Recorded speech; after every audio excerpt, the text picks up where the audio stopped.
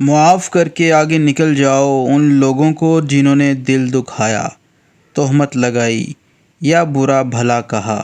یقین جانو اللہ کچھ نہیں بھولتا، اور جب وہ حساب برابر کرتا ہے تو ناانصافی نہیں کرتا۔ انسان کی عقل تو صرف اتنی سی ہے کہ اگر اسے جانور کہا جائے تو ناراض ہو جاتا ہے، اور اگر شیر کہا جائے تو خوش ہو جاتا ہے۔ معزز بننا چاہتے ہو تو دوسروں کی عزت کرو، کیونکہ یہ کام معزز بندہ ہی کرتا ہے، اور یہی انسانیت کا کمال ہے۔ اگر تمہارے ذہن سے کسی شخص کا خیال نہیں نکل رہا تو اس کا مطلب ہے کہ تم اپنی دعاؤں کا سلسلہ جاری رکھو۔ جو حد سے زیادہ پیار کرتا ہے وہ حد سے زیادہ نفرت بھی کر سکتا ہے، کیونکہ شیشہ جب ٹوٹتا ہے تو وہ خطرناک ہتھیار بن جاتا ہے۔ اللہ جب کسی بندے سے ناراض ہوتا ہے تو اسے پاکیزہ لوگوں کی عیب جوئی میں مشغول کر دیتا ہے۔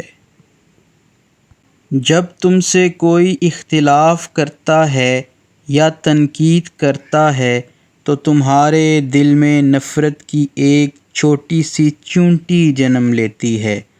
اگر تم اس چونٹی کو ایک دم نہیں مارتے تو وہ سانپ بن جاتی ہے۔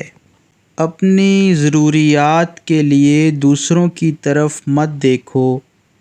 جس نے تمہیں پیدا کیا وہ تمہاری ضروریات بھی پوری کرے گا۔ تمہاری ساری پریشانیاں تمہاری خواہش کی وجہ سے ہیں۔ خواہش چھوڑ دو، تمہیں سکون مل جائے گا۔ انسان اکثر ان لوگوں کو ڈھونڈتا ہے جن سے وہ محبت کرتا ہے، اور ان لوگوں سے بے خبر رہتا ہے جو اس سے محبت کرتے ہیں۔ ہزاروں مایوس لوگوں میں سے اگر اس نے تمہیں دعا کی توفیق دی ہے تو پھر وہ کیسے تمہاری دعا رد کر سکتا ہے جس نے دعا کا حکم دیا تھا؟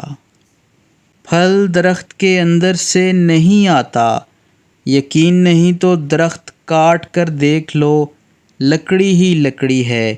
رزق زمین کے اندر سے نہیں آتا، یقین نہیں تو کھدائی کر کے دیکھ لو۔